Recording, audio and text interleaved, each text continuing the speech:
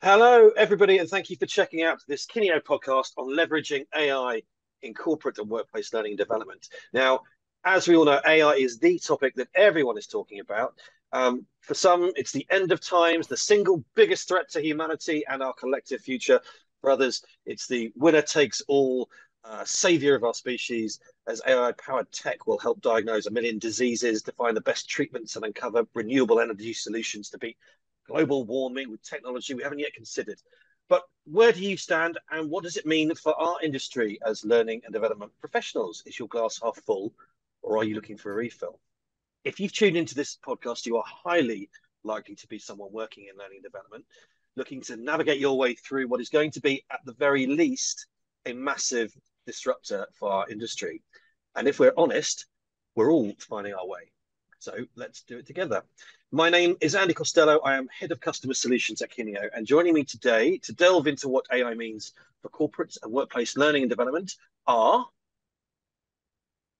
Hi there, Miles Runham here, the Senior Analyst with Fosway Group and main responsibilities for digital learning, having run a consulting organization for about 7 years prior to joining Fosway about 6 months ago. Thanks, Andy and co. Very happy to be here. Looking forward to the conversation. Good to see you, And this is Miles. Cami Bean. I'm a solutions consultant here at Kineo. I've been in the e-learning business since 1996. Have seen a lot of changes, but this is probably one of the biggest sea shifts we've seen along the way. I'm just back from DevLearn last week in Las Vegas, and AI was all the talk. So excited to share that all with you today. Thanks, Kevin. And I'm James Ballard. I'm the Head of Propositions and Insights at Kineo. I look after our product strategy and our innovation. Having just come off the back of analytics, we're now looking very much at what AI means. So this is an exciting time for us. Thank you, James. Good to have you all here, everybody. So let's start at the beginning and give ourselves a foundation on which to build. Our world, between us four at least, and hopefully most of the audience, is all about using learning technology to find and build digital learning solutions that help businesses improve what they're trying to do.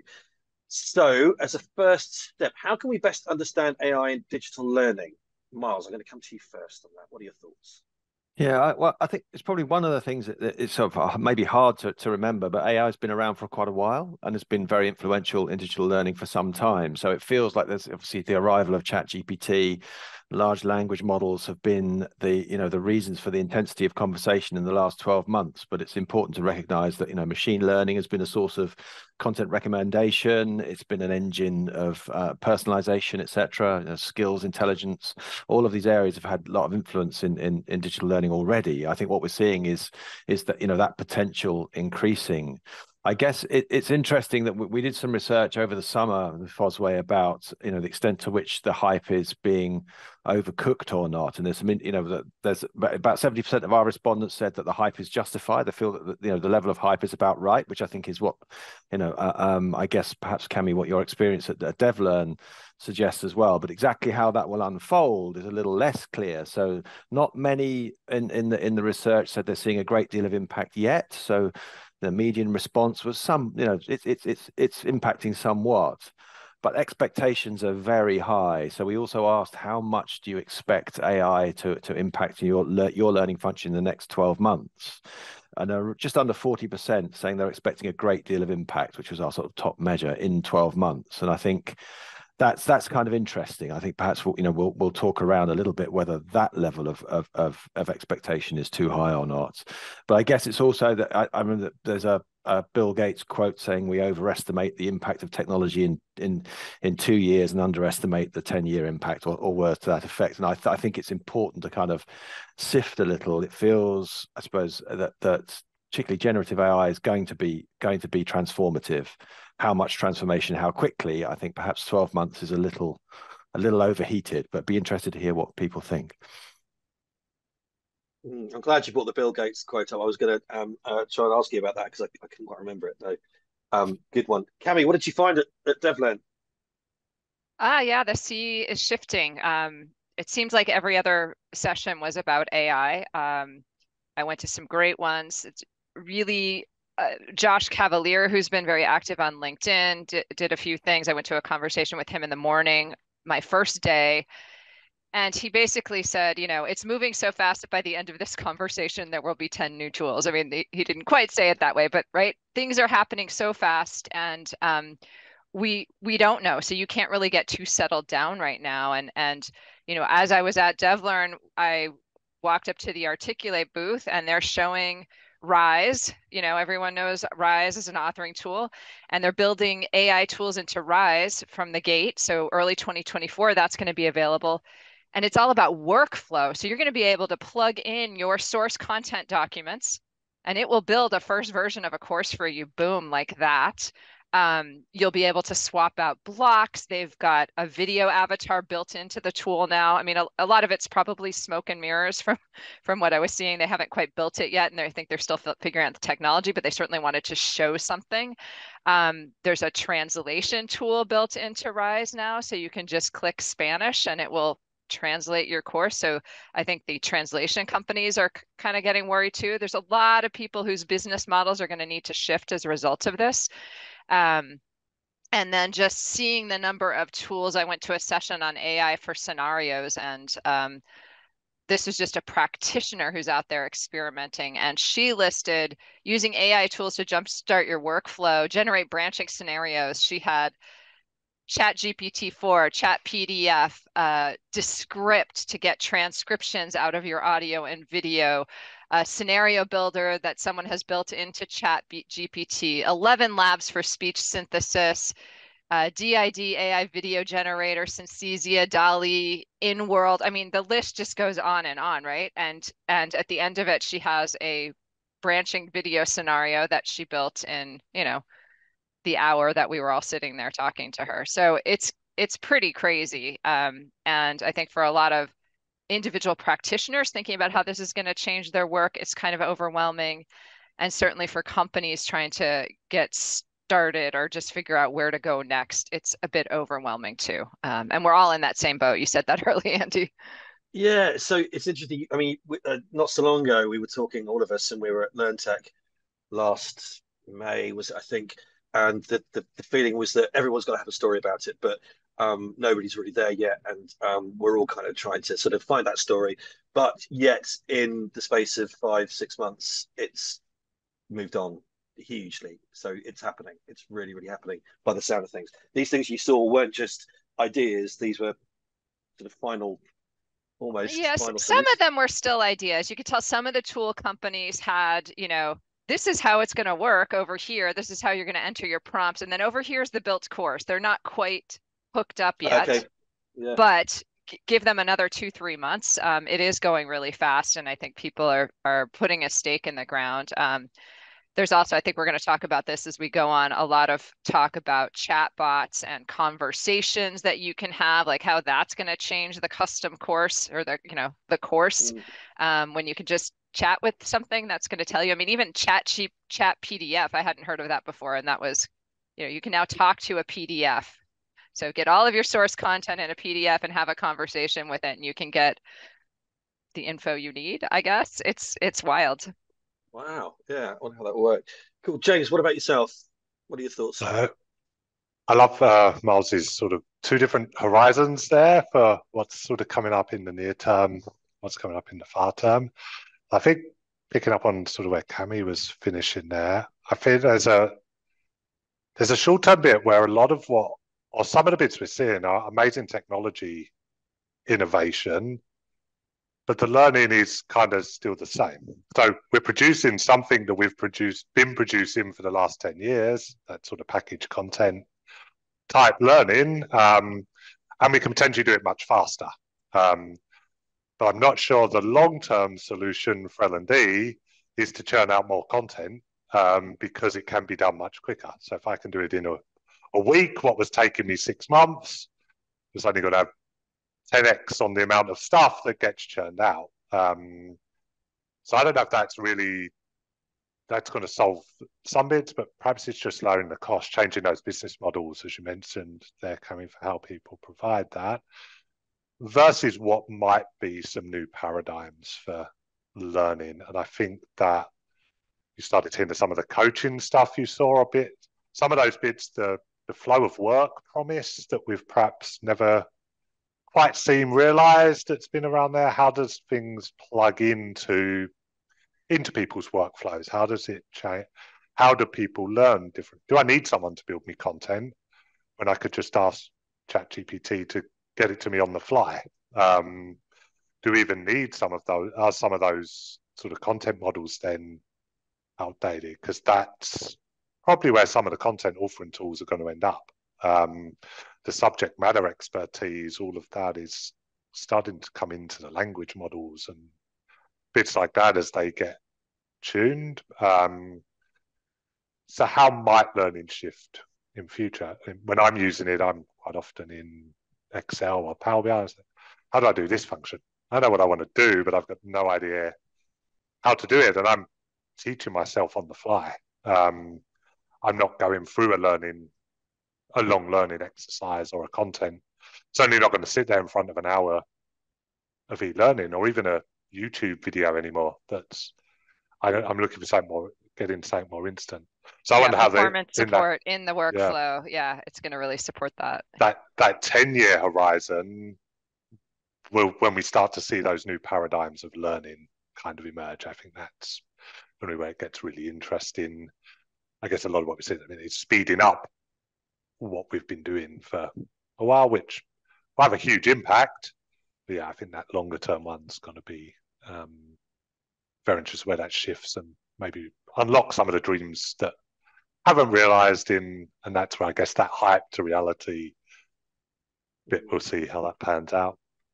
Do you think, Andy, there's some interesting signals though of, so I think you're right, the efficiency and speed of creating content seems, the promise of that's now a problem solved, particularly by generative AI, various prompt-based sort of asset creation and authoring, etc. But there's something kind of interesting about the potential to unlock the value within the content. So one of the challenges, particularly that e-learning has had, is that there's all sorts of valuable nuggets and insights and pieces of knowledge or skills or tips wrapped within these e-learning objects, very simply put. And now the ability to kind of have some kind of conversational experience just to isolate those components and for that system then to connect concepts so that, you can connect the nuggets within 5 different learning objects. I think that feels like that. I don't know, if I was to be optimistic about that, I'd say the promise of that's actually probably quite close. I think we've seen some of these conversational interfaces on, content resources that look quite interesting. So, maybe there's something nearer, but I don't know.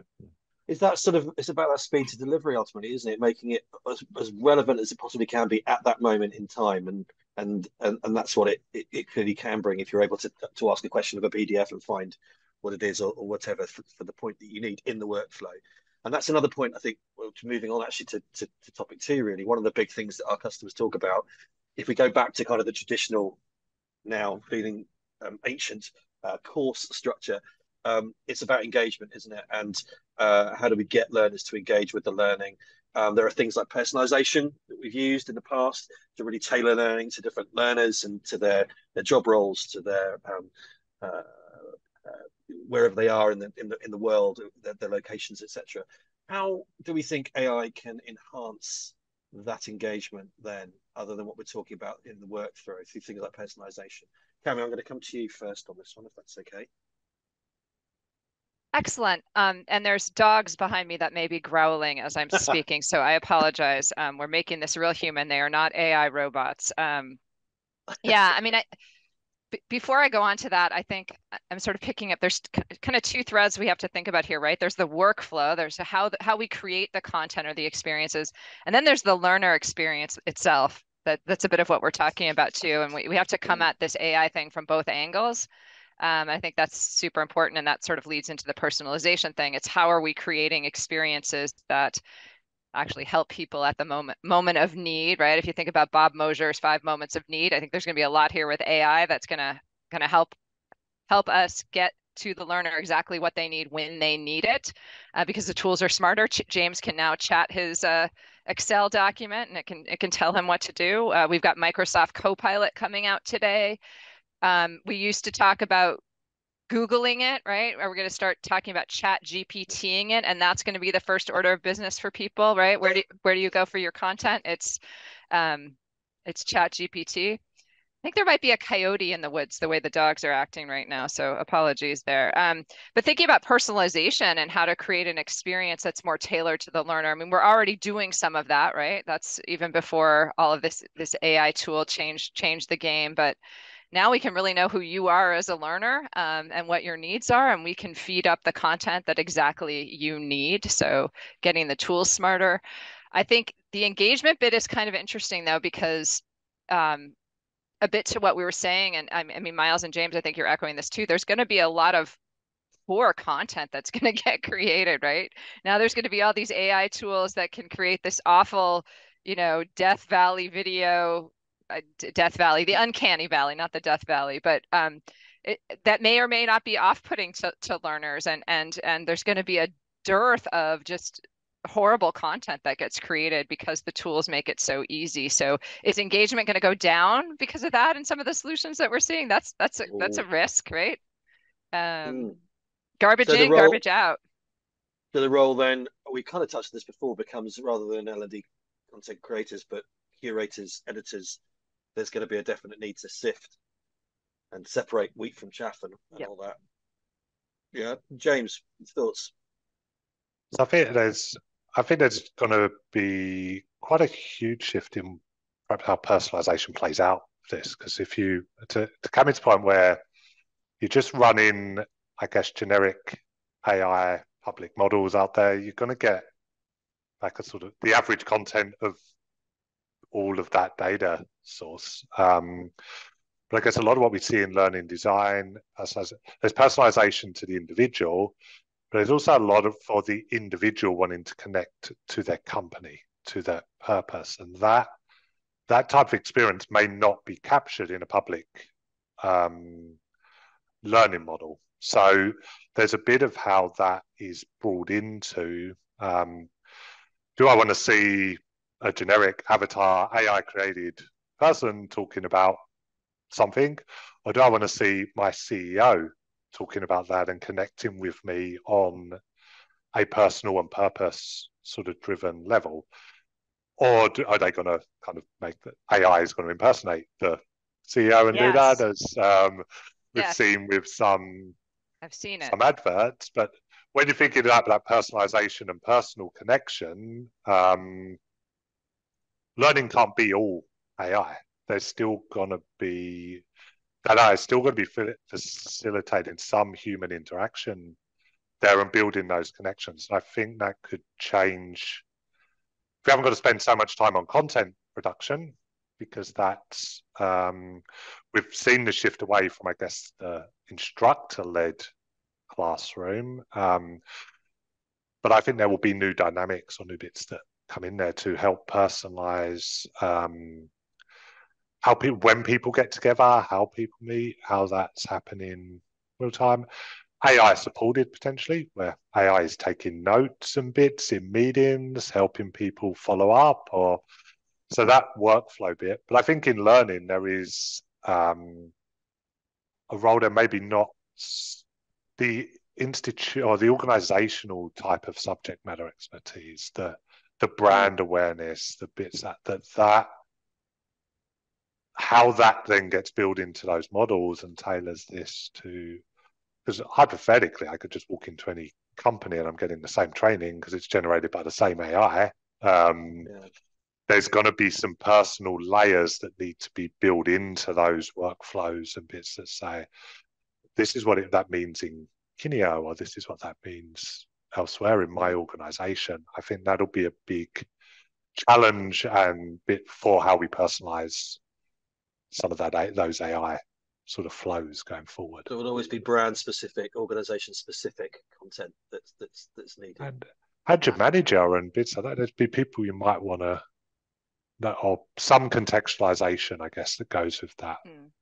I think that's coming. I mean, enterprise chat GPT-4 is within your own, you can train it on your own content. One of the workflows I heard that Andy, you'll like, it's, throw all your old RFPs into your model and now have it write your next 5 RFPs for you, right? And that's going to be behind your firewall. So we'll be able to train it on your content, on your business. If you're using, I think, Miles, maybe the difference, there's like constitutional model. I think that's when you're training it on your content. I heard some terms this year that I hadn't heard before. We're all going to learn new language with all of this. Most of the companies I've spoke to, that's where they're focusing. That's where a lot of AI services are focusing now. How do you give your voice, your bit to that? Yeah. And I think that's going to be somewhere where L&D is going to be involved in bringing that learning culture bit into the AI. It's going to be a very different way of modeling your learning culture than perhaps we've seen in the past. Sorry, Andy, no, please. I just wanted. I think there's something that this might be just me being a grumpy old man, actually, but I'll try it. That I think one of the challenges I've had with learning and development's view of personalization is we haven't really been doing it before. What we've tended to mean by personalization is actually segmentation and targeting. So targeted recommendations or segmenting from, a whole population to a team. It's not really personal. It's, what marketeers will call segmentation, I think. I think the promise is now that actually it can become much more personal. I think that's personal in the planning. So you can get, a genuinely personal development plan that can synthesize so many different data points and that you can interact with and then craft, and it's renewed as it goes. So you get this sort of really genuine personal development experience, but then you also get a much more personal experience through this conversation interface we were talking about earlier as you go through the learning experiences that support that plan. So for me, it's like this, the promise of personalization could come to life against what I think we've sort of got away with talking about as personalization in the past, but haven't really done. So I think there's something really interesting there. That again, with my optimistic hat on, I think there's quite a lot of potential there as well. For as James was saying, that L&D is going to have to find new ways of making those personal connections come to life with our audiences. And I think this could be one route to that, actually, is that we can genuinely offer them something personal because we can do that at a scale that we haven't been able to do before. So again, I see my optimistic hat's playing a heavy hand today, actually. So 100%, Miles. Yeah, 100%. I think that's really true. And it's really thinking about keeping the humanity in all of this, and the learner at the heart of it, that learner experience. So if you've ever heard me speak before, I like my mantra is it's all about the people, man, right? And that does not change with what we're doing here with these new tools. And we have to keep that learner who's a person at the heart of it. Really think about learning experience and architecting learning experiences as opposed to building out content now. So thinking about all the touch points and the ways people are going to get the information they need to perform well, to build their skills, to develop as individuals. So I'm glad you mentioned. Sorry, go on, Miles. No, I was just I think there's something when you were saying earlier, Cami, about and James, about the ability to create content is it's become it looks like it's a sort of solved problem. I think one of the reasons for that is because e-learning in its broadest sense is very predictable. So it's almost a beautiful environment to roll out generative AI because the patterns are so clear that they're so easy to learn. That we've got to sort of accept maybe that the efficiency of that is going to become very powerful. So speed rises, cost drops. We can get to the content result very, very quickly, but then now the pressure is, what do we do with that content, or how do we make it available in a much more interesting way? A beautiful environment to roll out generative AI. I'm going to quote you on that. That's lovely. But I think it's a really good point, and I just wanted to go back to some of the things we've been talking about before we move on. The human part of it.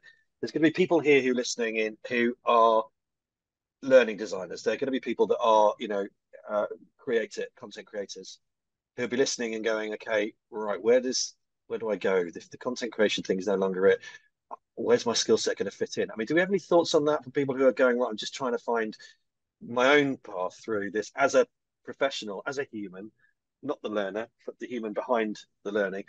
We've talked about curation. I've heard the word, a Sherpa before being used. Just some quick thoughts on that. What's the next step for people that kind of do what we've been doing traditionally for, 20, 30 years? Yeah, I think there's something interesting about the potential to be, custodians of what Cami was talking about in that of that sort of meaningful and useful human experience from all these tools and technologies. That I think that's I guess I don't want to get too grandiose. Our responsibility is to is to ensure that we keep that flame alive, I guess, against this push for efficiency and cost. I think there's also something within that, I think, that feels like it's becoming really important. And I think L&D can, in our world, part of that custodianship is about trust as well. And I think the trust in the veracity and the usefulness of the content, trust in how the algorithms work. So we're beholden then to understand that, and to be clear about, what these different models do and how they work. But I think, trust in the sort of, the provenance of content, who are the SMEs? Is this, as you were saying, James, is this just a generic safety course that everybody's got, or is this now, relevant to my context and my role in this organization? So I think it's sort of those are some really important areas, I think, or perhaps they're kind of like design principles that we need to kind of emphasize more than the production principles, perhaps. Yeah, absolutely. Great. Thank you for that. I'm going to move us on, just in the spirit of timeliness. The other big topic that we hear about all the time, and we're talking about a lot, and James, you alluded to it at the top of the call, is how L&D can prove its value to its businesses. How can we demonstrate our worth and prove what we're doing is working, either to business performance, people performance, to learners themselves. Obviously, a big part of that story is data and how we can make sense of it using things like analytics, which is what you mentioned, James. So I'd like to come to you now. How might AI play into things like data-driven insights and analytics, do you think, in the short to mid-term? So I think the data bit's fascinating here. Just, again, as you know, learning analytics is kind of my thing. So I'm all positive on this. But I was reading the digital realities report Miles at Fosway produced a month or so ago, and I wonder if data might be a bit of the Achilles heel of AI and some of these bits we've mentioned. So we're still at a kind of stage where 75% plus of organizations are not really past the first gate of getting analytics. So data's been on a promise for a few years now, and I guess the hype has been a bit ahead of the reality there today. And so there may be some bits where some of that personalization, some of really getting the data out, is still problematic, or hooking that together. Now, in one sense, AI may help us speed that up. I mentioned earlier I use it a lot for my own data bits, to how to write better data bits, how to join data queries together, may well help us there. Data itself in its presentation is, I guess, similar to I was commenting, AI has been in that for years. So forecasting trends, seeing patterns, that's been in Excel from its earliest days, 20 odd years ago.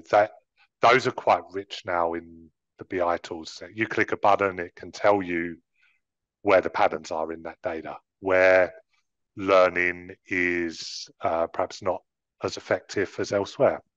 It sees those patterns. Again, it is a great place to do that because it is predictable. They are numbers, they have patterns, there's formulas and maths that sit on that sort of statistical forecasting. So I think the optimistic side of me says there's a sort of, when we get that right, and that insights, the AI and our content and our data are aligned, it's incredibly powerful because it's going to speed bits up, and with generative AI on top, potentially produce reports and insights that are human consumable. They're not going to require the statistician or someone to do some of that heavy work. There will be bits in that just says, these are the courses that had the biggest impact there. That's already there. That's a solved bit. The challenge for us is getting the data in the right formats and into those systems to unlock that power that's already there. So I feel that bit, it's really exciting because that AI powered stuff is already really strong. As that starts to perhaps get applied to reshaping some of the data, some of these bits that, again, can take quite a while. So I kind of speak to some of our clients, and they're exporting spreadsheets out of an LMS. They're trying to work out for their audit purposes who has completed their training a lot, and who do I need to knock the door down to go and make sure they've done it before we get regulation risks or other bits coming in. Tying those dots together and putting some AI on that, there's some real potential to move some of that work out, automate some of that. We've already started looking at how that happens with different BI tools. So I think innovation-wise, data and AI are going to go hand in hand. But I think that the sort of haves and have-nots we might see in that digital realities of who's got the data and who hasn't may well be where some companies have to look just more widely than the AI. The AI isn't just going to come on and fix some of those insight pieces. I think you sort of starting to talk to engagement and bits like that. Some of those areas where I guess we're even less effective at measuring that consistently today. I think if you can think about all those holistically and together, how that, again, this could be one of those roles for the learning designers. How do we better tell the stories of learning and tie in what the AI and data can bring to that? I think that's where impact would come to life. And I guess not the statisticians or people putting the charts out there or the fancy, here's the great algorithm I've done in the background. Who are the storytellers and bits that can take that out and work out how engagement ties back in, and bring that in some of the emotional and other data points? That's where I do a lot of research. I do is confusion, frustration, anxiety, things that are triggered by learning and that can benefit learning. How might we bring those into conversation, which is a lot of what we see learning analytics in higher education doing. Haven't seen that so much coming into the corporate space, but it will do. We're seeing that come on there's almost two waves. There's an analytics wave and an AI wave, and well, yeah, I think the analytics capability, there's an ATD report, Association for Talent Development, and it brings in data and analytics as the lowest capability of L&D, like all across the board. And I did a session last week at DevLearn. People are just barely getting started, just like you were saying. So I think the promise, what you're saying, James, about AI within regards to data and analytics is it's going to be able to help us with that analytics piece. It's going to help make the correlations. We've all been dumbed down in L&D because all we've been dealing with is SCORM data for the last 20 years, right? So it kind of blows our minds. Like, what do I do with this? How do I tell a data story? People don't know. Now I have to be a data scientist. What? That's getting thrown onto our, the L&D job role, and no one can do it. So I think AI is going to be a huge helper there. And people don't even know it, but we will ease right into it, I bet, because the tools are going to do it for us. Is that the Achilles heel that you mentioned, James, that we've been easing ourselves into it because we're relying on those tools? And you're right, Cammy, we don't have those roles yet to fully make sense of it. Is that what you meant about Achilles heel? Yes, yeah. That data maturity may help back some of that potential that's coming from what are already solved problems in the technology, but the data's not there. There's also a data maturity bit in L&D with the number of systems that don't talk to each other. Some of those bits will perhaps get exposed quicker, which may then help us resolve those faster. But it seems like we won't see it held back. That capability has got to move in line with where the technology. But I get Cameron's points right there. You may not need to be a data scientist. You may not need to go as deep underneath these. If you understand the learning design and you can understand the story that the AI is giving you back from the data, and you can interpret that into the business context, you haven't perhaps the learning curve or the barriers may be nowhere near as high as what they've been in the past. You mentioned before as well, yeah, the emotional trigger points. I think you said the anxieties, the things which cause will drive us to learning. Back to the human, right? And that's exactly right. So yeah, that's warming to hear. Lovely. Miles, do you have anything to add? Yeah, I think it's a really important point. Actually, I think back to that start point about the expectations being high in 12 months. I think this data readiness, completeness, accuracy, integration, etc., is a real brake on progress for a lot of organisations. And perhaps the larger, the more complex you are, the more of a brake that is. There's quite a lot, I think, of really difficult homework to do to align those data sets, to clean them, to make sure they're accurate. Are they useful or not? I think that it's a really important consideration, as a lot of that value in terms of personalization will come from those data sources, and unlocking that value means you do have to do a lot of that difficult work in the first place. I think what's interesting as well, I think in this wave of technology impact on L&D though is it's way bigger than L&D. So in most organizations, IT strategy is being driven in this direction. So there are those relationships are sort of there and ready for L&D to work with as well, which is there's plenty of friends out there who know this in most organizations who have it as a clear objective to resolve some of those challenges as well. And speaking of it being way, way bigger than L&D, you're absolutely right. A nice segue to the next point I was going to raise, which is we've got currently in the UK the AI summit that's taking place. We've had Kamala Harris land, Elon Musk land, our former deputy prime minister now working at Meta has been very vocal about it. And the noise seems to be at the moment all about the kind of ethical considerations and the risks and the existential threats. And some people are thinking that, hold on a minute, that's just putting the cart before the horse kind of thing.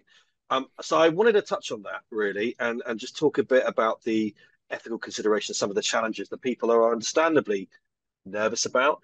Do we think on this panel today that AI presents a threat to things in L&D that are threatening, things like data privacy, for example, something that is a big consideration to organizations, global organizations? And what about, we mentioned before, the validity and accuracy of source content. One of the risks I think that we're currently seeing, regardless of where the technology goes, is validity of content. What are people sharing in a world full of conspiracy theories and propaganda? Obviously, that's a huge scale, but in terms of L&D, source material is king, is it not? And AI is only as good as the source from which it mines. Who wants to come in here? What do we think about the risks and those ethical considerations for L&D? Yes, it's risky, and there are ethical considerations. I mean, it's a big shift. We see a lot of buzz on it. I mean, the whole writers and actors strike in Hollywood this year was, at the heart of a lot of that was AI. I think the White House came out with just yesterday on Halloween a new executive order about watermarking AI content, making sure that we know its source. I mean, if we've all seen the deep fake videos, and you imagine where that could go in terms of political propaganda, it's terrifying, right? There's something about it that we do have to put some controls on for sure. Obviously, there's the diversity and the bias that comes through in AI models now because they're still too new. They weren't trained to think about humanity as this truly diverse body of humanity, as opposed to just white men and women in America or Europe, right? So there's time for it to come, but we have to all keep that lens on it while not freaking out. I think that's the challenge. That's the challenge. One of the Marcus Bernhardt is an AI guy, originally from Germany, here in the US now, and he said, where everybody needs to start, and this was echoed by other people at the conference, is your organization needs to have a policy. You need to have a policy in place first. That's where you need to start. So I think people are saying, don't just get going, like have a policy, have an idea. It can change down the line. And then for L&D, I thought this was really interesting. He said L&D teams should then have a manifesto. Like, what's your manifesto about how you're going to tackle AI in the workplace and in learning? And then ultimately a playbook. And the playbook is how you execute. And that can change every month, kind of a thing. But I thought that was an interesting framework to help, tying you back to those ethical things. Your policy is going to tell you that. That's at the corporate level.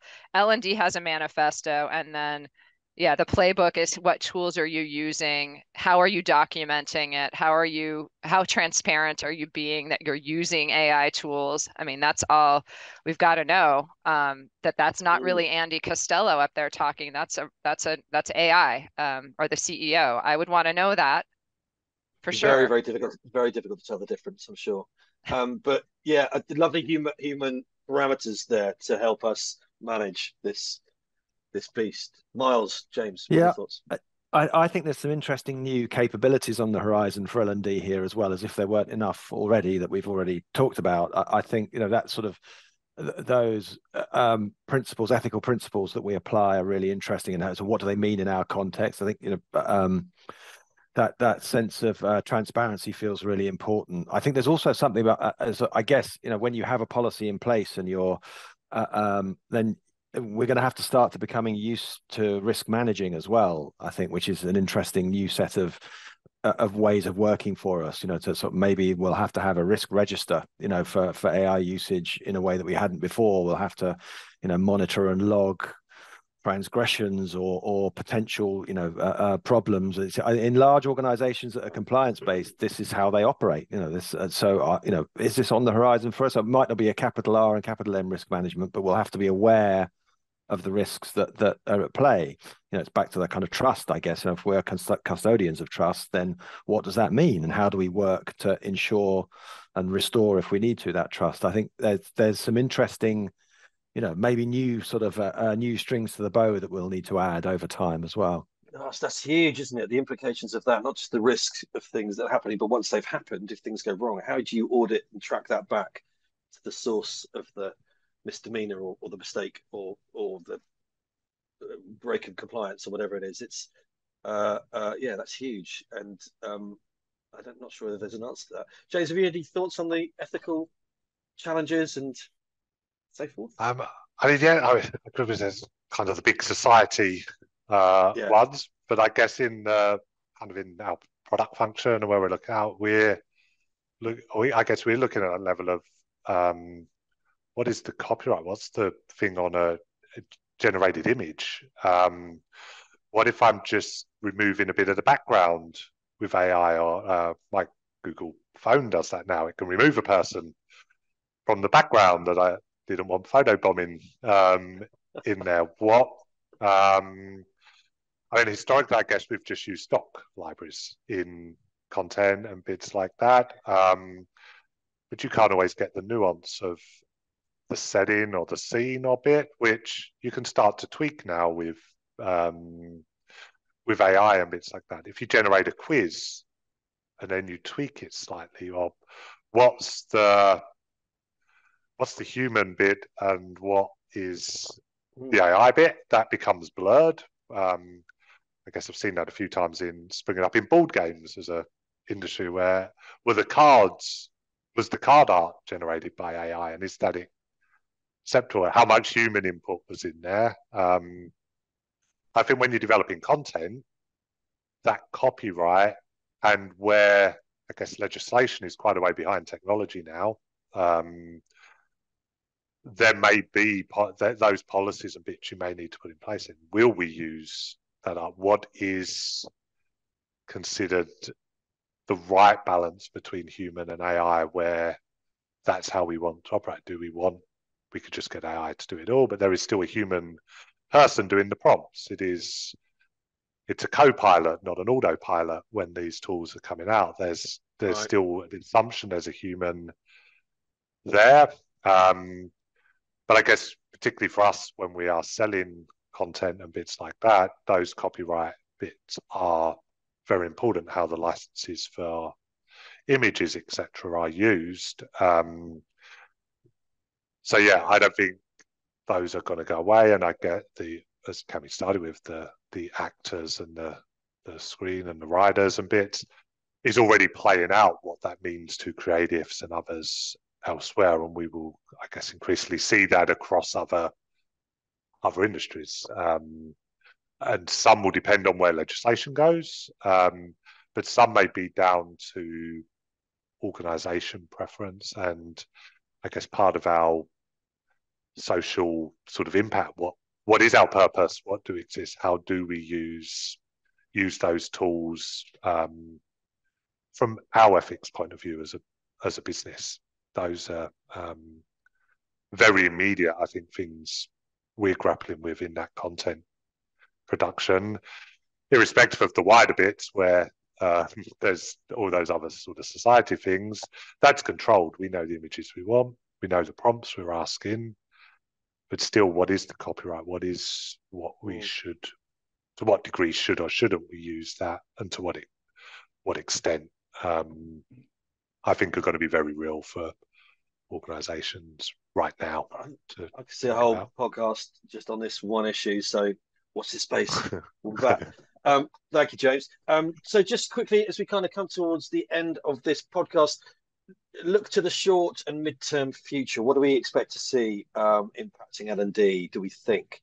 Cameron, you've probably got the most immediate route into market at the moment, having gone to DevLearn this week. Yeah, I would say hang on to your hats. Nothing is standing still, right? Things are changing on a daily basis.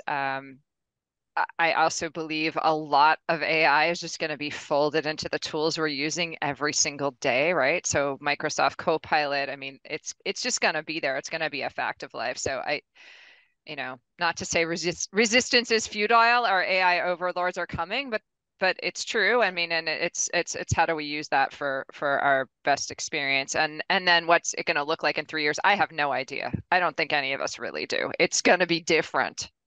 That's for sure. And it probably pays to be an early adopter right now, and yet you can't get too attached to any one tool or protocol because, I don't know, Chat GPT might go away because it's going to be folded into everything you do and you won't need Chat GPT anymore. So do you need to become a Chat GPT prompt engineering wizard? Maybe not, because it will just do it for you. So I think there's just so much shifting. It's exciting times. I think there's a lot of fear. I definitely saw that at DevLearn, people going, what's this going to do for our jobs? What's this going to do for my job? And people wondering, what's this going to do for my company? What's this going to do for our product? How do we make sure that we're not left behind? So there's a lot of fear, there's a lot of uncertainty, and there's a lot of excitement and possibility too. So all of the feelings, that's what we're feeling right now, and it's real. Yes. Lots to play for. Thank you. Miles, some last thoughts on you about the future, short and midterm. Yeah, I think I'm going to dip into the past a little bit quickly as well. I used to work in the search engine industry, and when I was there, people were going on courses on how to search the internet. So I think maybe let's not overestimate how we have to master these tools, but they may, as you were saying, Cami, they just become part of they pop up where we need them and where we want them. So I think that's maybe not over egg that. I think that this sort of the economic logic and the efficiency logic on the content side is going to be irrepressible, I think, over the next few years to 2 years, perhaps more. So I think we're going to have to we will have to expect that some of the fundamentals of the industry will change because of that. I think that feels inarguable. I think to Cami's point, I think that finding ways and places to experiment feels like a really, really important either survival tactic or development tactic, depending on how you feel and where you are. I think in L&D functions, that's can we pilot, can we experiment with new tools, with development approaches, with techniques. I guess on a personal point, it's just trying to find things that look interesting and useful for you and have a go. See what you think. What do they do for you? I think that experimentation feels like something that we should all try and find time and space for, as we move through this over whatever period. The early adopter piece, James. So yeah, I think the tools bit is the big one.